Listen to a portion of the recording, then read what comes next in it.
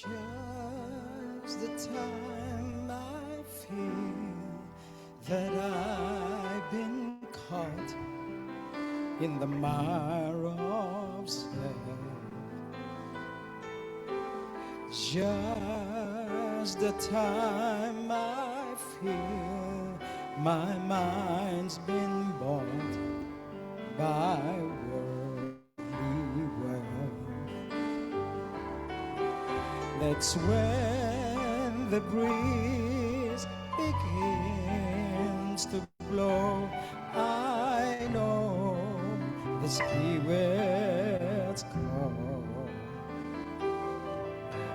and all my worldly wanderings just melt into His love. Oh, I want to know you more. Deep within my soul, I want to know you. Oh, I want to know you, to feel your heart and know your mind. Looking in your eyes stirs up within me cries that say, I want to know you. Oh, I want to know you more.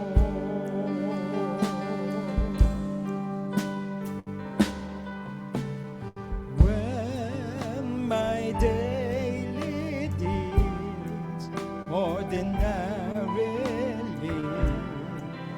lose life and sorrow, my heart begins to bleed sensitivity to His heart. I've run the race, but set my own pace and face a shattered soul. Now the gentle arms of Jesus warm my hunger to behold. Oh, I want to know you more. Deep within my soul, I want to know you. Oh, I want to know you, to feel your heart and know your mind. Looking in your eyes stirs up within me cries that say, I want to know you. Oh, I want to know you more. Oh, I want to know you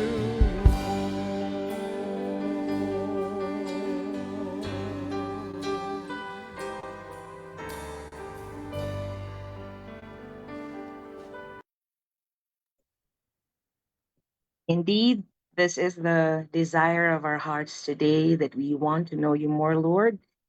Nga ang amon nga tagipusoon amon nga mga kabuhi, Lord, iangot gid namon sa imo Ginoo. Welcome everyone today to our third day of our consecration and repentance nga theme for our 21-day fasting. Kagang aton nga topic today is about hungering for God, or hunger for God, based on the book of Matthew, chapter 5, verse 6. Ginahambal sang saying that you are what you eat, and it is a phrase that is most often heard. Kagang aton nga appetite sa masami is determined by the kind of diet that we eat. And our diet, of course, determines the kind of food that we take in. Kung ano kadamo ang pagkaon nga ginapasulod naton sa aton kalawasan. And eventually, ang punta sini, ang intake naton determines the kind of health that we will have as people. You are what you eat also can apply in the spiritual realm as well. Si Jesus nag-challenge sa aton to look at our spiritual appetite with the penetrating words of the fourth beatitude. Parte ini sang Sermon on the Mount nga natabo with Jesus when he was meeting up with the people. Ginahambal sa Matthew 5:6, blessed are those who hunger and thirst for righteousness because they will be filled. It is a very simple sentence, but it is very heavy. Kag maunod ini nga sentence ang ginhambal, ginspeak ni Jesus. And he tells us that our hunger determines the state of our spiritual health. Kag para maintindihan tagid ang full meaning for this, we will begin to explore three basic key principles about the verse in Matthew 5:6. And the first key principle is the possibility of righteousness nga hindi lang aton, but the righteousness of Jesus Christ. Ang Romans 3:10 NIV version nagahambal, as it is written, there is no one righteous, not even one.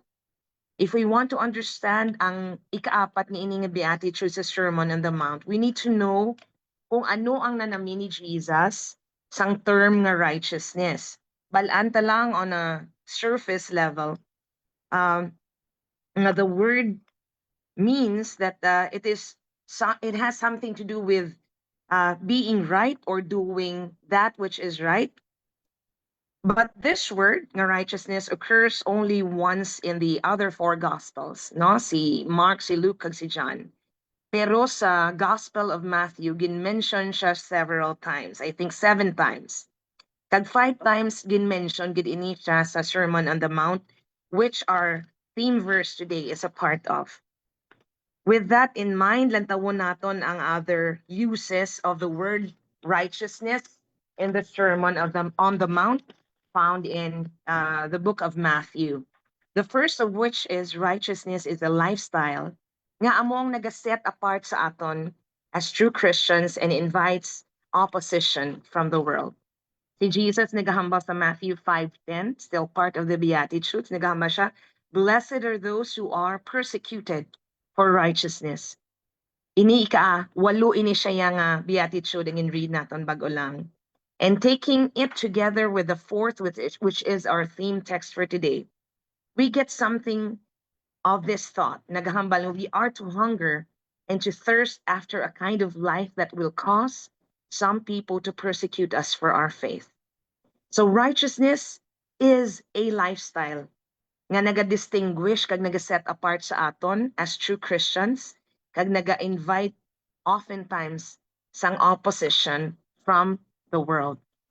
Number 2, or letter B, nga pag-intindi naton sa righteousness ng word, it starts in the heart. Ang righteousness kuno starts in the heart, and it changes a person from the inside out. Sa second use ni Jesus, ginahambal niya sa Matthew 5:20, for I tell you, unless your righteousness surpasses that of the scribes and Pharisees, you will never enter the kingdom of heaven. Sa masamis ang mabasa naton sa pulong sang Diyos, ang mga Pariseo sang una mahiligid mag-flaunt sang ilang righteousness, quote unquote.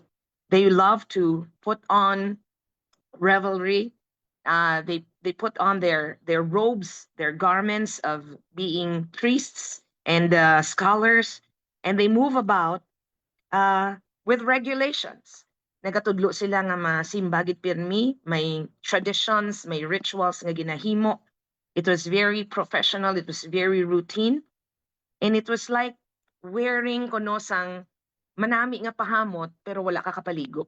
Do amo ina siya ang description sa ginaubra sa mga Pariseo sang una. Ang matutuod nga righteousness, however, stems or starts in the heart. Kag halin sa tagipusoon, may mga pagbag-ugid nga gakatabo sa tawo from the inside out. Amen. Letter C, nga pag-intindi natin sang righteousness sa book of Matthew gapon, righteousness doesn't need to be seen by others, only by God. And the third use of this word. Si Jesus nagahambal sa Matthew 6:1, be careful not to practice your righteousness in front of people to be seen by them. Otherwise, you will have no reward from your Father in heaven. Majinon mo na ma-forfeit ang reward kung sagay kita kapadayaw-dayaw sa publiko. Kag ang mga Pariseo mahilig gid sang amo sini nga pang sinarayo, no? They love to pray in public and very, very loudly at that. They love to dress up in their religious garb and they would offer their offerings in the metal containers. Ihaboy na nila nga duguli nagabong gid para maintindihan sang mga tawo nga naga-offering sila. And they would sacrifice anything and everything so that they will be praised by others.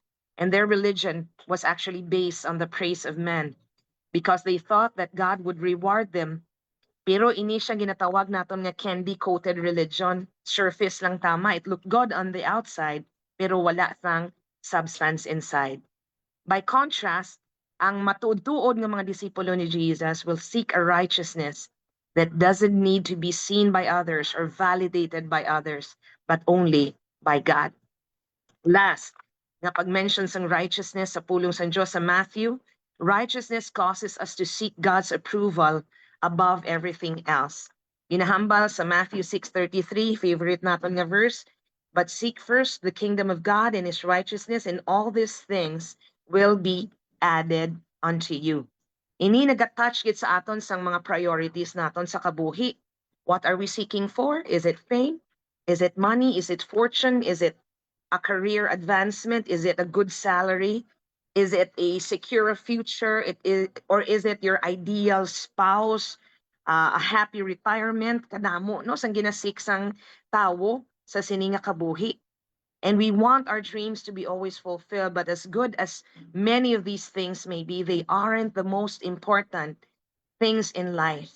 And putting God's kingdom first and foremost and his righteousness is the most important. When you do everything else, everything that we need will be given to us. Maupod na lang na kag masunod na lang na siya. Seeking the righteousness of Christ means letting the word set the standard for our life. It means seeking to do kung ano ang pleasing sa Lord. Agang apat ni ini nga passages nga study natin from the book of Matthew, pieced together, means that we are to hunger and thirst after Jesus. A truly Christian lifestyle changes us from the inside out. We no longer seek the praises of men, but causes us to seek the approval of God above everything else. No?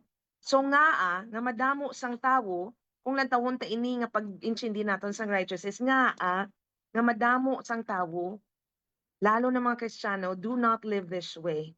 And this question leads us directly to the second most important principle on our study of Matthew 5:6, which is the power of hunger. The people that Jesus addressed during the Sermon on the Mount were people who were hindi sila mataas ang ila stature sa kabuhi. Madamo sa ila dito had issues of poverty. Amo na nga nagasik after sila kay Jesus, run after sila kay Jesus. These listeners experienced the kind of hunger that he was talking about here. They were living in a poverty line. Wala to sa una sa mga grocery store. Wala Save More, wala Robinsons, wala sa mga refrigerator, wala sang running water. Kag they were acquainted with what you call hunger pangs. Kag kitaya sa masami, we are a generation today nga hindi ta gusto nga gakagutuman kita pirmi. Ang aton nga gutom pirmi entail na akong gahulat kita kung nagalinya kita sa mga fast food corner, no? Kung nagagrumble ng aton nga mga tiyan kay nagutom na kita, do amo na iyang hunger ta, kadali lang. When in fact, just 2 hours before that, nakapanyaga na ta, makaon pagid snacks naman. So we are a generation that are best fed, no? Pero ang problem naton is not even finding what is to eat, but it is losing that which is inside of us nga hindi dapat ara dira.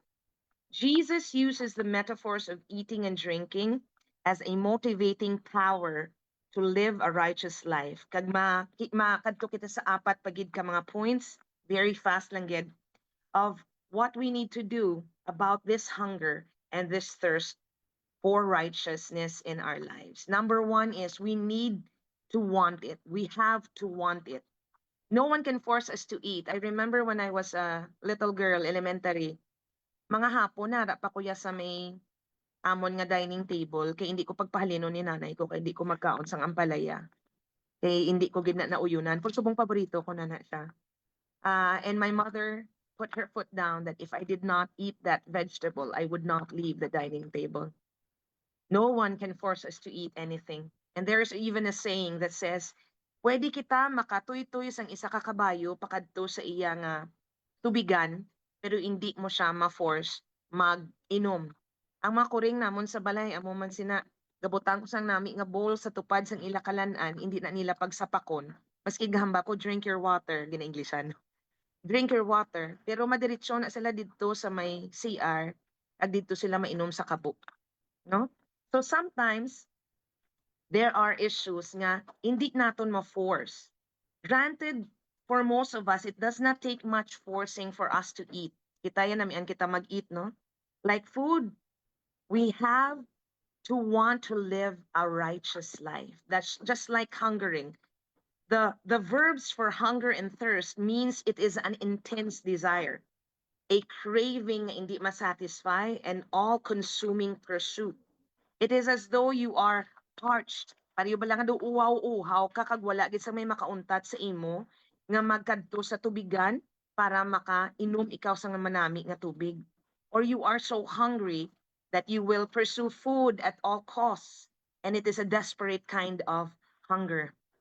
Sa isa naman ka context, to describe a person with great ambition and passion na desperate yun siya to achieve or to succeed in life, we will say, that person is very hungry for his passion, or power hungry siya, or status hungry siya. This should be the same kind of passion and drive that should motivate the believer to pursue righteousness in Jesus Christ. Madumduman naton si Psalmist David nga nagahambal siya sa Psalm 42, verses 1 until 2, nga siya, as a deer pants for streams of living water, so I long for you, God. I thirst for God, the living God. When can I come and appear before God? God, you are my God. I eagerly seek you and I thirst for you, and my body faints for you in a land that is dry and desolate without water. Ang ining hunger, balakag thirst, are intense physiologic desires. Physiologic in the term nga kung hindi kita makainom, hindi kita makakaon, we will not survive. It is said, ang pinakalawig ko 3 days nga wala tubig. After that, you slowly dry out and die. Ang food medyo mas malawig-lawig siya. We can go for about maybe a week, 21 days, 40 days for many, nga naga-fast gid sila without food.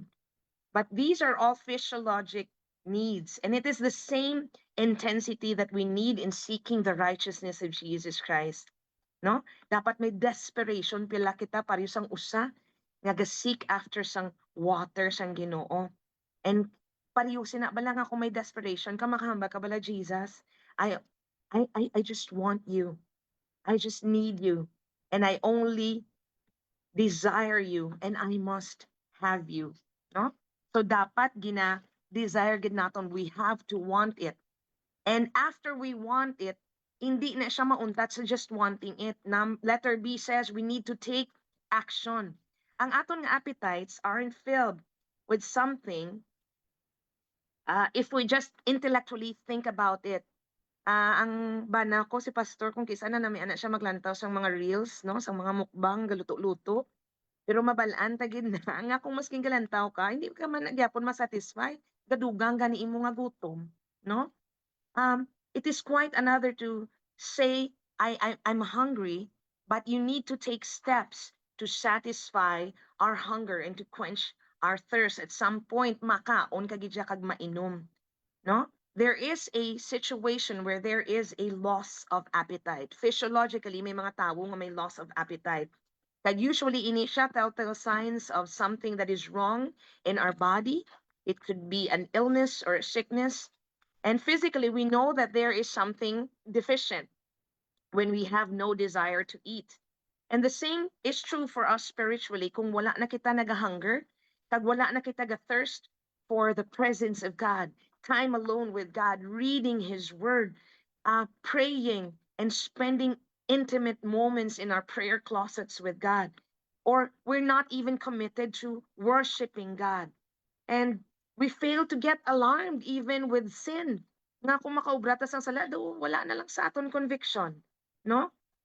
When we no longer take the appropriate actions of developing, deepening our relationship in our walk with God, warning sign ini that there's something wrong with us spiritually. Do kapariho na bala nga may salakyan kang mga salakyan subong sa dashboard niya na may mga light ina dira nga kung wala ka na gasolina, matutot na siya, ma-light up na siya. Kung kulang siya tubig, ma-light up na siya. And this should be telltale warning signs that there's something wrong with us spiritually when we do not desire the things of God anymore. And the action we need to take to go is to go to the source where we will be filled. Si Jesus, ginahambal niya sa iya pulong that He is the bread of life. Hambal niya gina sa iya pulong sa sa John 6:35 and 51. Hambal niya, I am the bread of life. No one who comes to me will ever be hungry, and no one who believes in me will ever be thirsty again. I am the living bread that came down from heaven. If anyone eats of this bread, he will live forever. The bread that I will give for the life of the world is my flesh. When we are spiritually hungry, we will come to the source of our spiritual life, and that is Jesus Christ Himself. And our real hunger can only be satisfied by God. Pero ari ang fundamental nga problem sa madamo nga mga tao, especially Christians, madamo, sorry, kag masubo pero matuod ini. To fill sometimes our spiritual hunger and thirst, many people are going to the wrong sources. They go to pleasure, they go to performances, they go to possessions, living on the very junk food of this world, no? Basi relasyon ang makasabat sa akon nga hunger, or basi kinahanglan ko lang mabakasyon, no? Or basi kinahanglan ko mabakas ang bag-o nga OOTD, no? We fill our lives with so many surface things, no? When all that we need to do is to go to the source. Sometimes mambal pa ta, ma-read lang ko Bible verse pa, do ma-encourage lang ko today, or masimba ko pero panumdumon ko pa ko masimba. Or sometimes mambal ko, ma-serve ko sa ministry kung do feel ko lang These are sadly some of the excuses that many people give in their walk with God. No, ginahambal sa the Message version do na ka-funny sini pero medyo may ego siya gamay. Manya, why do you spend, this is found in Isaiah 55:2, why do you spend your money on junk food, your hard-earned cash on cotton candy? Listen to me and listen well. Eat only the best. Fill yourself with only the finest. And that is only Jesus Christ. Many people today are looking for satisfaction in the very wrong places to satisfy the cravings of the heart. We all need to come back to Jesus. Si Jesus lang gid ang makasatisfy sa aton. Kagari pagid, eating and drinking is not a one-time, big time. Nga kung makakaon ka kaisa, kag makainom ka kaisa, makalast ka na for a few months. No? We need to go to letter C, which is keep coming back for more. Grammatically, si Jesus nag-express sa Greek verbs na to hunger and to thirst, which are present participles, nga nag-imply sa continuous action, meaning sige-sigihon mo ina. Those who are filled are those who have their hunger, not their hunger and thirst met, but those who are continually hungering and thirsting for the righteousness of Jesus Christ. So pamangkot, ga-continue kita bala? Are we still hungering and thirsting for righteousness? Is this a continual pursuit for us? Are we coming back for more? Nagahamba si John MacArthur, nga writer, nagahamba siya, if you claim a relationship with Jesus Christ, but you aren't hungering and thirsting for righteousness, you need to honestly question whether you know Him. No? Being a word, no? But we need to set our hearts to really run after and pursue God. to fill our hunger and our thirst. Kag ang letter D nagahambal, let us not settle for just a part, pero isik tagid ang wholeness of the righteousness that Jesus Christ is offering for us. Hindi kita mag-satisfy nga gamay lang, no? But because we have tasted and seen the goodness of God, ma-pursue kita all the more. Nga pangitaon tapag si Jesus, kay He is able to give so much more above all that we could ever ask or imagine. The person who hungers and thirsts after righteousness wants it all, no? Basi ang aton nga pag-pursue kay Jesus, kung kisa, hapaw lang, kilanan pursue tagid siya all the way. And are we ready to take all of God? And this will lead us to the last principle, which is the promise of being filled. Kanami bala kung kisa kanami gid sang pulong sang Dios kay may promesa ginapirmi, no? Kag ano ining gina-promise niya? For us, they will be filled. Hambal sang verse again, theme text natin today. What is it? What is the filling? Is it food? Is it money? Is it long life? No, it is Jesus and His righteousness. Amo gina ang magpuno sang aton nga kabuhi. If we truly want to live a God-centered life, a God-filled life, a truly Christian lifestyle nga changes us from the inside out, wherein wala na kita nag-seek sang praise sang tao, but we only seek for the approval of God above. Most of us today, we are living in close proximity to God. We read His word, we worship, we go into fellowship with other people. But let us not just stop there, because He has something so much more to give to us. If we want it, we can have a closer walk with God, a better marriage, a better heart to obey Him, to follow His will, an opportunity to grow spiritually, for us to become men and women who will seek after God's heart. We will change ang mga habits naton that have been deeply ingrained in us for a long time. We are able to break destructive patterns of behavior when we hunger and thirst after righteousness.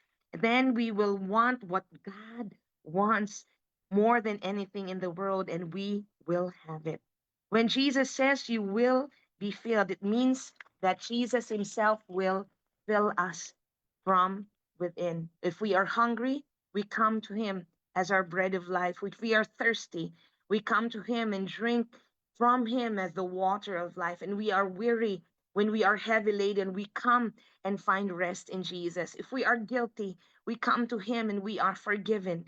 And if we are far from God, we come back and we know that we will find our home in Jesus Christ. May ara nga French philosopher nga si Pascal nagahambal nga kada isa kuno katagipusoon sang tawo, may ara nga vacuum. It's a God-shaped vacuum. Ano ginaobra sang vacuum? Gasuyop siya. Kung hindi si Jesus ang mag-fill sina sang vacuum, punan ina naton sa mga butang nga wala pulos ang sini nga kalibutan, and we wonder why we are not satisfied. No?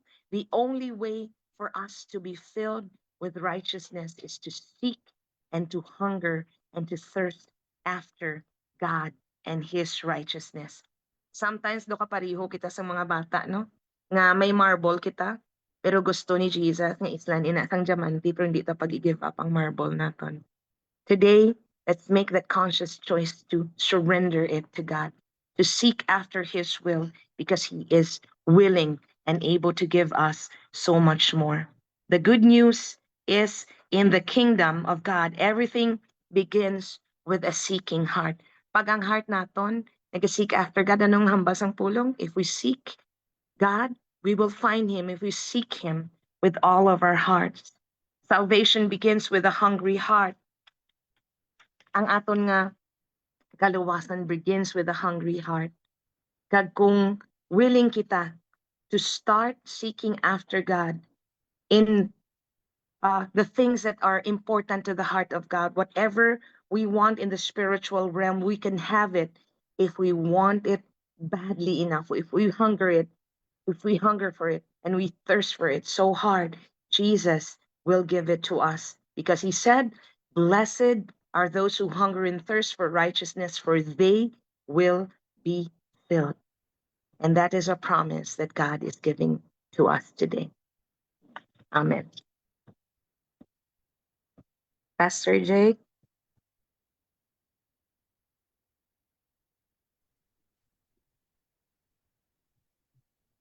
Thank you, Doc Mai, for that wonderful message. Sige, as we respond to our word from the Lord tonight, there will be actually points nga makapray kita, no, as we continue in our hunger for God. Let's pray for a few prayer items. Number one, let's pray that there will be an awakening sa ato gigang mga spiritual nga appetite. Ang Psalm 42 verse 1 to 2 says, "As a deer pants for streams of water, so my soul pants for you, O God. My soul thirsts for God, for the living God. When can I go and meet with God?" So tonight, let's all agree wherever you are, no? As we come to God in prayer, pray kita agad na there'll be a spiritual appetite and awakening from our spirit to really hunger for God. Let's pray. Father, we pray that you will awaken a deep desire in each of our hearts for your presence above all else. Just like the deer that pants for water, O Lord, ang pangamoy na Ginoo nga magid mga kalag mga kauhawgid sa imo. We are declaring, O God,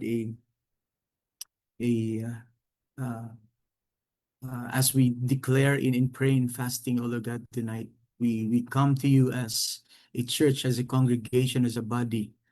Lord, as we seek your face, Lord, draw us near to you.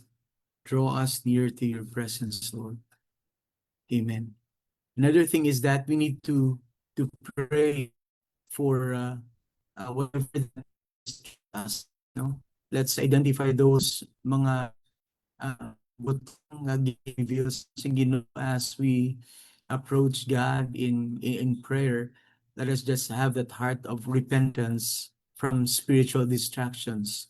I didn't know ang mga distractions nga you can identify sa imo personally. Just ask the Lord to reveal and remove anything that dulls you from being hungry for Him. Just ask the Lord to reveal those areas. Kaya I believe ang balang Espiritu maga panghikot gid as reveals to us anything that would hinder us from really seeking Him and from being hungry for the Lord. Let's pray. Hallelujah. Thank you, Lord. As we draw near to you, Lord, I know you're able, God, to penetrate our spirit, and that you're able, God, to reveal to us anything na nagaupang and that makes, Lord, ang among vision becoming, Lord, ang dal sa imo gid, Ginoo. Lord, you pray that we'll have a heart that will really hunger for you. That we become conscious, Lord, sang imo nga presensya, and as we become conscious, Lord, hunger kami sa imo, Ginoo, pulong, Ginoo.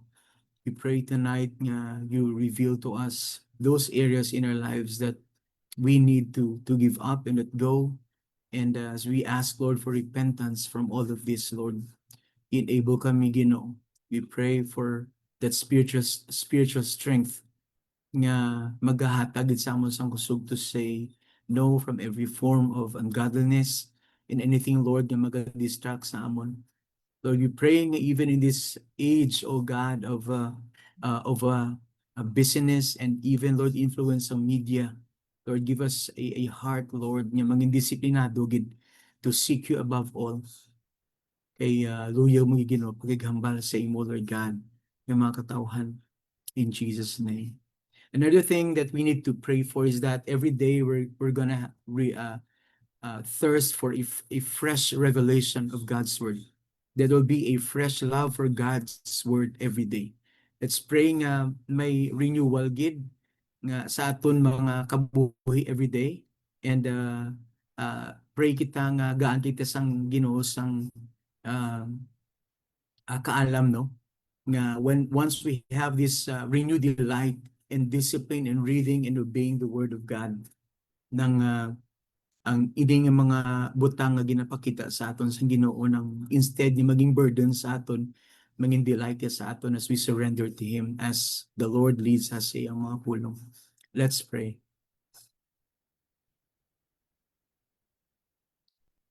Thank you, Jesus. Lord, may gahom gid mo pulong. Salamat gid nga you have given us, O God, this fresh, Lord, nga pananawon as the sun indeed rises, nagapanumdum ini sang imo naman yung mga ginaman, yung mga pulong para gid sa amon. Tuga paati kami Ginoo nga may ara ka gid nga fresh revelation to each one of us. We pray, Lord, yung maging diligent kami sa mamati gid sa imo, sa pagtuon gid sa imo pulong, and that, Lord, kaupod gid ang among mga tigipuson, buligi kami Ginoo nga maging obedient gid kami sa imo, Lord God, no word. Continue to speak to us and inspire us, Lord, sa pagsigid sa imo every day, Ginoo. We pray for a fresh revelation of your word. The moment, Lord, nga makabugtaw kami sa adlaw sa aga, and then even it sets magapanumdum ang imo pulong, Ginoo, managahatag Ginoo, Lord God, sang revelation kag nagarenew gid sa amon yung mga spirit every day, Ginoo, in every moment sa amon kabuhi. In Jesus' name. Let's also pray that we will have the desire for prayer and communion. Let us just ask God that we will turn to prayer, no? Nga hindi mangin obligasyon sa aton ang pagpanguy, kundi nang as we delight in the Lord, nang mangin delight ang pagpangamuyo naton sa Ginoo. It will just be a continuous fellowship with God wherever we are.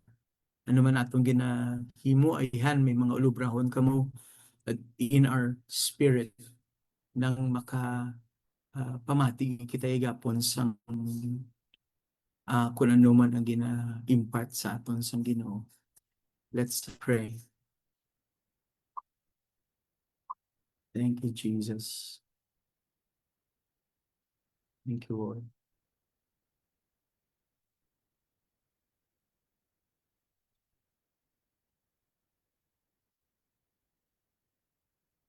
Thank you, Lord, nga naging example gid si Jesus sa amon mga kabuhi, that even in Luke 5:16 he withdraw from crowd and even seek you, Lord God, in secret places or even places nga maka-communicate sa imo, Lord God, intimately. But I pray that there will be an ongoing desire and passion to really turn to you in prayer every moment, Lord God, sa mga kabuhi. But I pray that the gospel will be a church nga mangin mapinangamuyon, Ginoo, and that ang communion, Lord God, with you will be a moment, Lord, nga i-cherish ginamon kag amon, Lord, and i-desire every day. Lord, we pray nga ang pangamuyo hindi na tanawon nga amon obligasyon, kundi, Lord, an expression, Lord God, sa amo di kabuhi, that just like Jesus, Lord, amo ini, Lord God, anangin center, Lord God, ang iya, Lord God, nga relationship diri sa imo sangyari siya diri sa duta. It becomes, Lord, this is really way of life, and communing, Lord, is not just an option, but, Lord, nangin part sa iya kabuhi nga maging mapinangamuyo hindi kami, Lord God, sa amon mga kabuhi sa dadlaw, Ginoo, in Jesus' name. Another thing that we need to pray is that we will hunger for righteousness.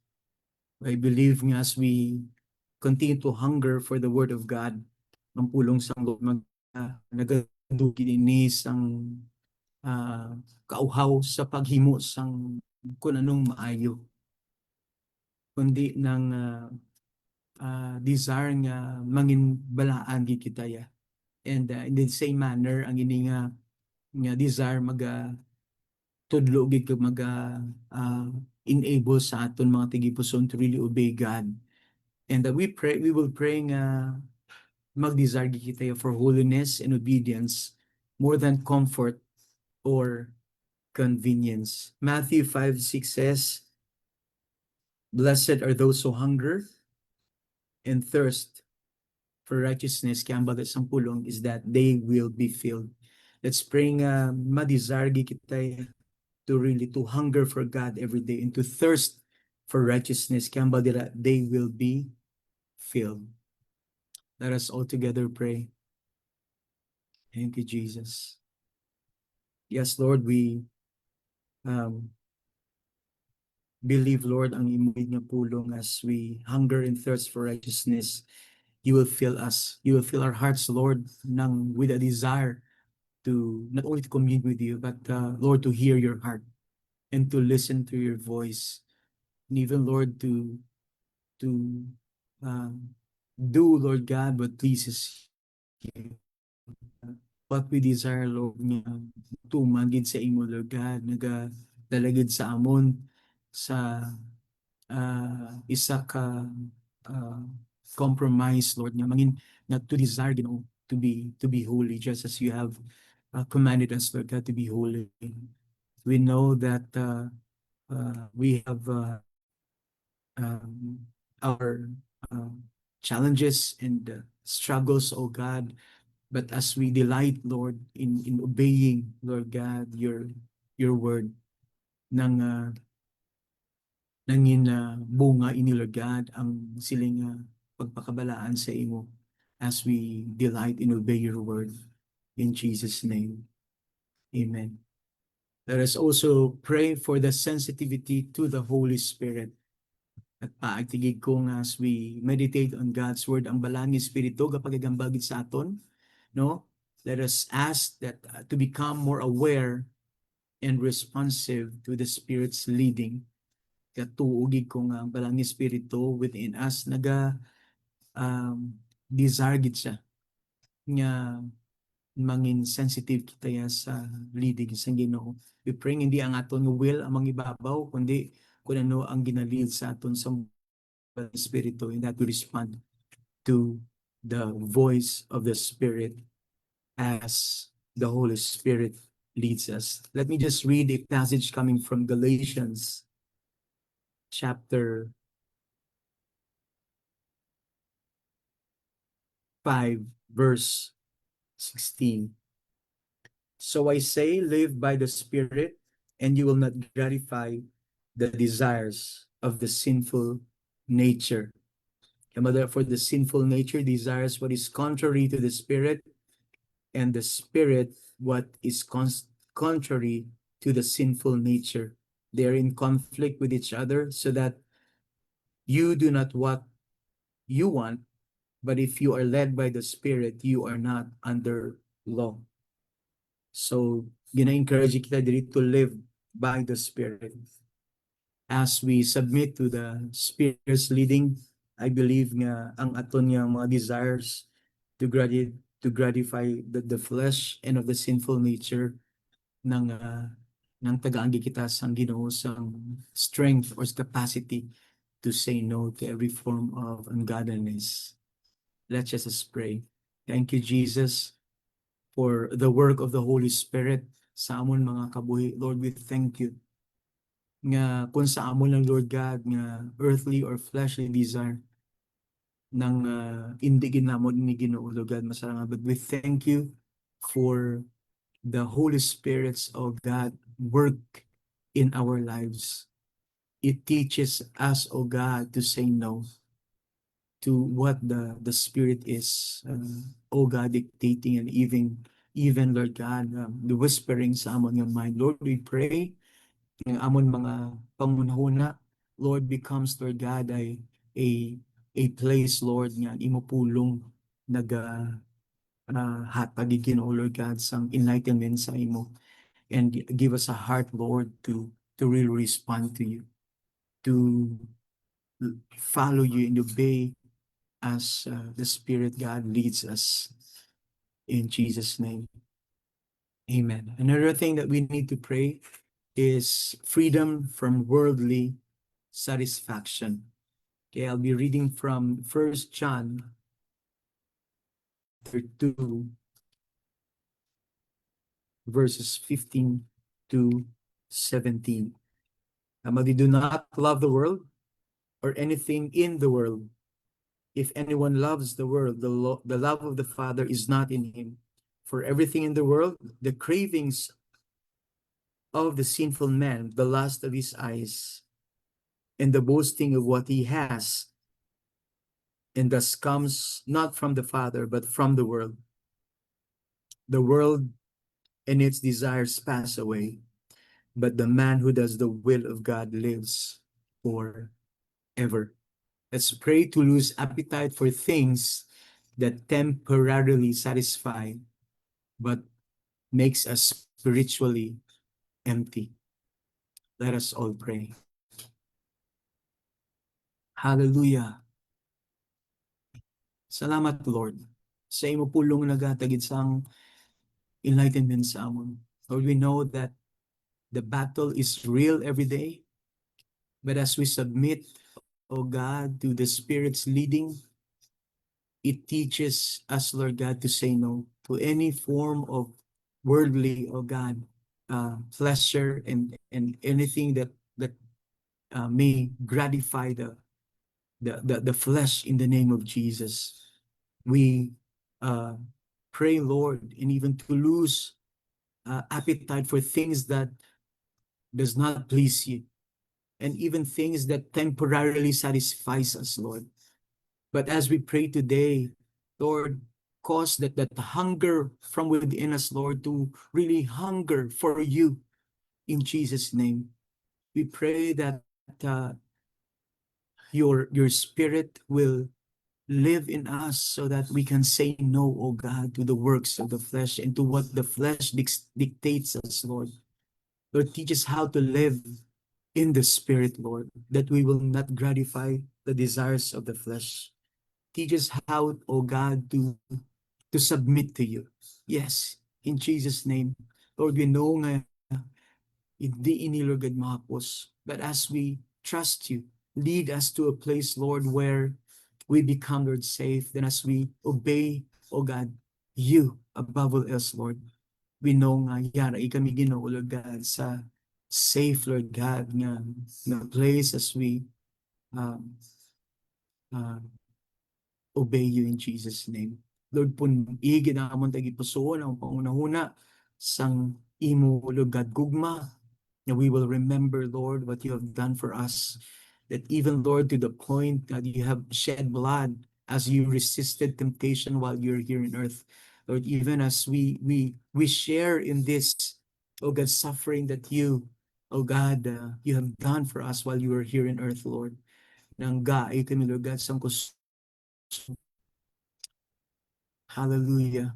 Because ang pulong mo, Lord, klaro, that anyone, Lord, anyone who wants to follow you must take up his cross and follow you. That includes, Lord, ang overcome sa pagtilaw sa temptation, Ginoo, kag anything that the world offers sa amon, Lord God, to just, Lord, magkabuhi ang amon gid mga espiritu, Lord God, sa imo.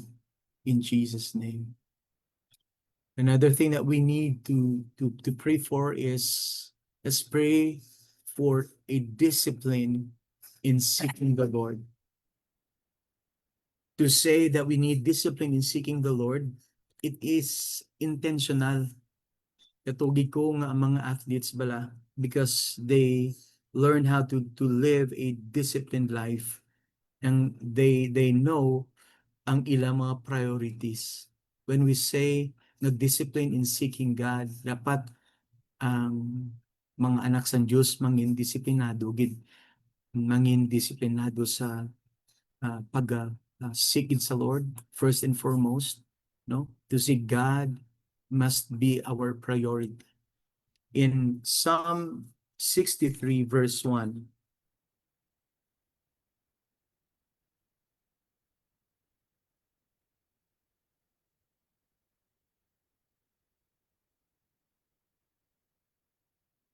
Right, Psalm 63 verse 1. Mother, O God, you are my God. Earnestly I seek you. My soul thirsts for you. My body longs for you in a dry and weary land where there is no water.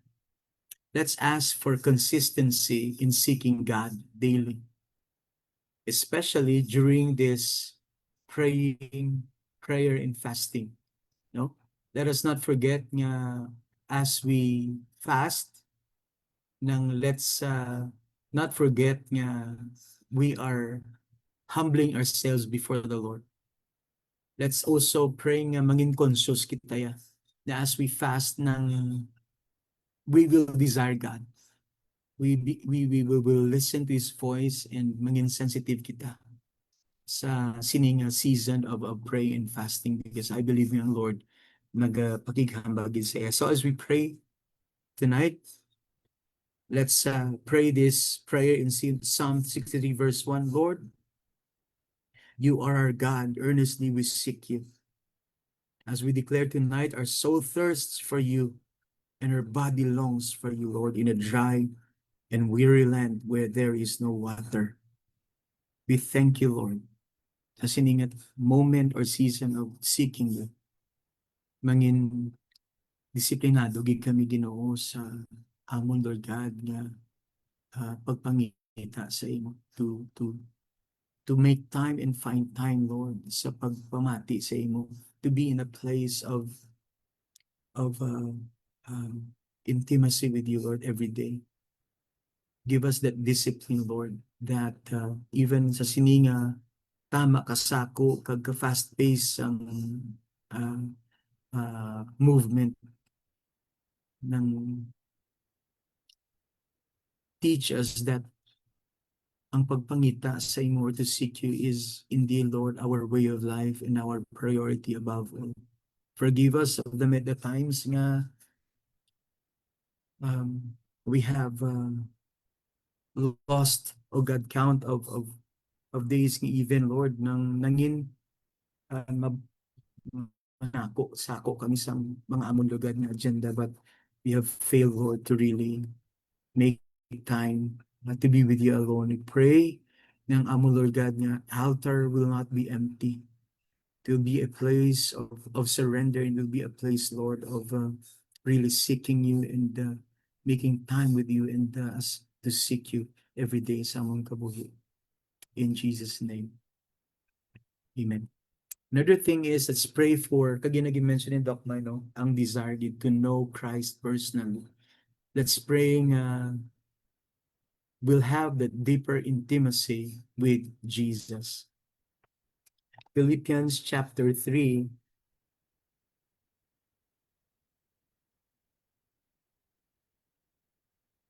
verse 8 to 10 says,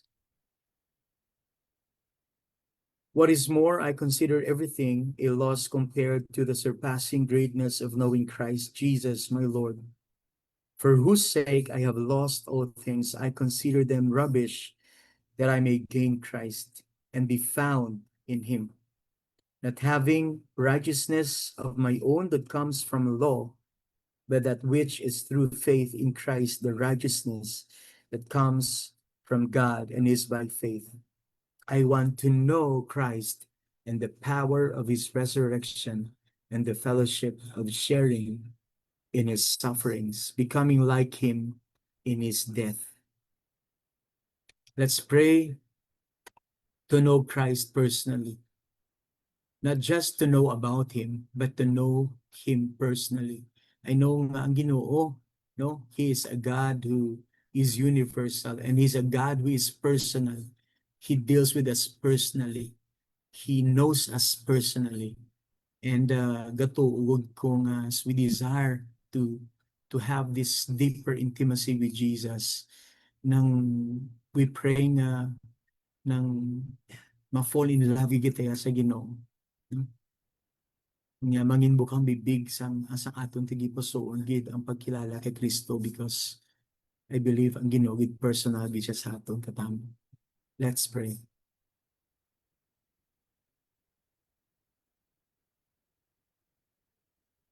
Thank you, Jesus.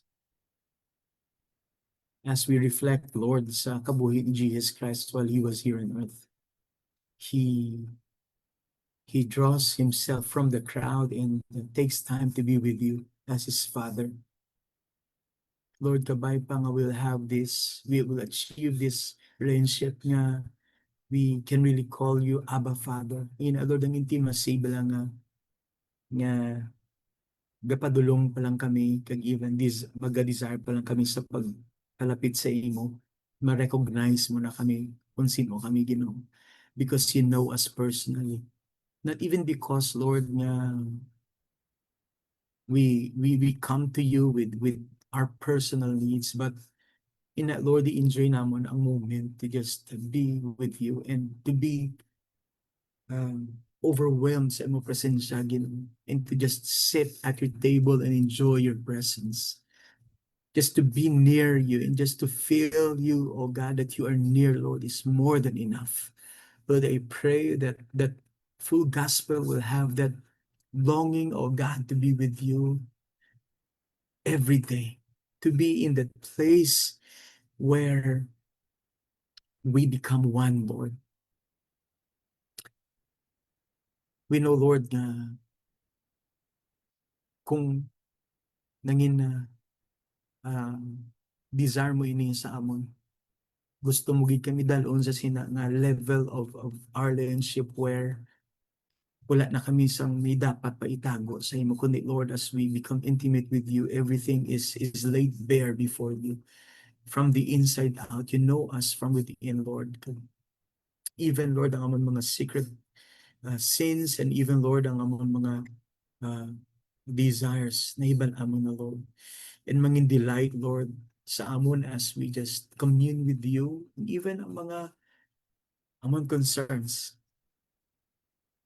Lord, we just thank you that we have found a friend in Jesus. We thank and that, Lord, salamat sang sini, Lord God, ng kay gayunan. It is our prayer, Lord, na you will draw us to you nearer with each passing day. Nga hindi na mo, Lord, pag i-neglect. And even, Lord, di kami maka-afford, Lord God, to miss a day without you and without even spending time with you. Lord, inigid, Lord, ang among desire for full gospel that everyone halin sa mga among kananayan, tatay, sa mga kabataan, Lord, na magpursige Ginoo sa paglakat sa imo with that intimacy, oh God. Lord, I pray for full gospel that you will draw your church, Lord, your people to walk with you in intimacy, oh God, in Jesus' name. And the last is, let's pray for sustaining hunger after the fast. Okay? Nga hindi lang nga after some prayer and fasting, balik naman ta sa aton nga regular nga mga ginahimo. Let us pray that we will have that sustaining hunger even after the prayer and fasting season. Yung maging way of life naton, no? Iban mga leaders and even pastors encourage us to even continue to fast and pray. Mga pastors ang kilala ko, they really take time to even fast once a week. And manamigid, why labot nga we reap the benefits of really, spending time with Jesus. But it teaches us even how to become more sensitive sa voice ng Ginoo. I believe na once we become sensitive sa voice ng Ginoo, naging sharp pagid ang aton nga mga dilunggan sa pagpamati sa iya, and then aton mismo nga heart, nga grow gid ang aton nga passion towards loving the Lord. Matthew 4:4 says, Jesus answered, "It is written, man does not live on bread alone, but on every word that comes from the mouth of God." As we pray, we'll have that sustaining hunger after this spring fasting. Let's ask God to preserve spiritual hunger beyond this season. Amen. Yung mangin way of life na natin, ini ang praying and fasting. Let us all pray.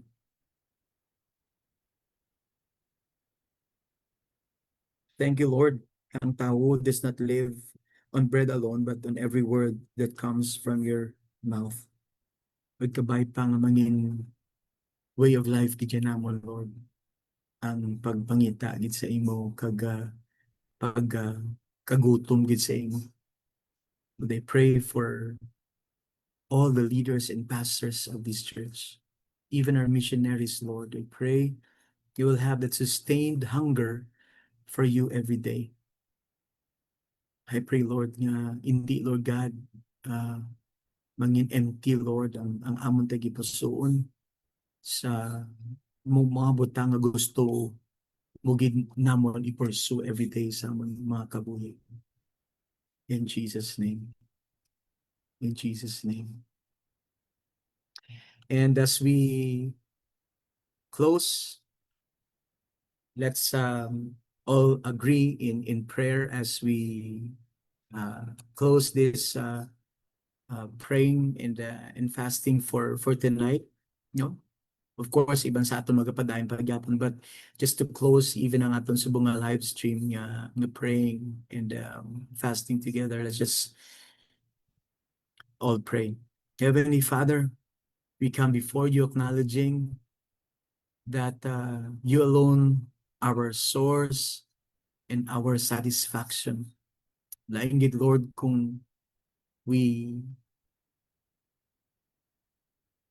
have been satisfied, Lord, by you every day. Forgive us of the times we have been filled with lesser things and have grown dull in our desire for you. Today, Lord, we ask that you awaken in us a fresh hunger and thirst for your presence every day. Maskin, Lord, katulog kami, padamguha kami, Ginoo, sa imo gid. Lord, strip away every distraction, every false comfort, and every substitute that competes with you in our hearts. Lord, take away any form of idols. Lord, nga nagakompete sa imo, though God, wala sang rival nga makasurvive, hindi sa imo. But create in us a deep longing, not just for your, oh God, favor and your blessings, but more than anything else, Lord, you yourself, but you yourself. As your word says, blessed are those who hunger and thirst for righteousness, for they shall be filled. Lord, we stand on this promise today that those who are hungry and thirst for your righteousness, they shall be filled. Holy Spirit, stir our hearts to seek you diligently. Yes, Lord. Let our prayers be no longer a duty, but a delight. Hallelujah. Nga mangin ang amon tagipusoon nagawas-awas ang pagpasalamat sa imo kaayo, sa imo grasya, sa imo nga favor, O God, sa amon mga kabuhi, Lord, as we surrender all to you, Lord. Lord, let your word become our daily bread. Forgive us, oh God, if the times, Lord, we have learned even to neglect your word, and even to times or even moments, Lord, nga wala gid kami Ginoo nakapamati. Lord, we pray that your word becomes sweeter than honey and more necessary than food. Lord, teach us to desire holiness, obedience, and intimacy with you above all else. Lord, as we ask and pray, Lord, the full gospel, Lord God, will desire, Lord God, to live in holiness and obedience and intimacy with you. Lord Jesus, we want to know you more, even as the song says, Kena, we want to know you more deep within our soul. Our cry, Lord, is we want to know you, your ways and your will. As we pray tonight, let's all together agree as we pray. Increase our appetite for righteousness and decrease our craving for the things of this world. May our lives reflect a people who are truly hungry for you, O God. Fill us, Lord, until we overflow. Yes, fill us, Lord, until we overflow. Di man kami, Lord God, is serving, but Lord, ginahimunan mo gid ang kakauhaw, kagakahidlaw sa inyo, as your word says. And let that hunger draw us closer to you day by day. In Jesus' mighty name, amen and amen. Salamat gid kag maayong gabi gid sa tanan. Let's continue sa sining time of really seeking the Lord. I believe nga ang Ginoo nagapadayon gid sa pagigambal sa aton. Continue to encourage everyone from your family, your networks, your church members to join us sa adlaw nga culminating service nato no sa Facebook, no? So we even listen to the Word of God every day. So tomorrow will be our day 4, and as we continue to seek God, no, in prayer and in fasting, let's prepare ourselves and our hearts. Okay, sa buwas as we become more aware of God's presence, and that His presence would lead us to really repent, no, sa atong nga mga ways. Let's pray mangin teachable kita as the Lord leads us to even break ang mga ungodly habits nga makita pa sa aton mga tigipuso, and that we become teachable as the Holy Spirit leads us. Amen. So God bless everyone, and enjoy seeking and pursuing God. Good night.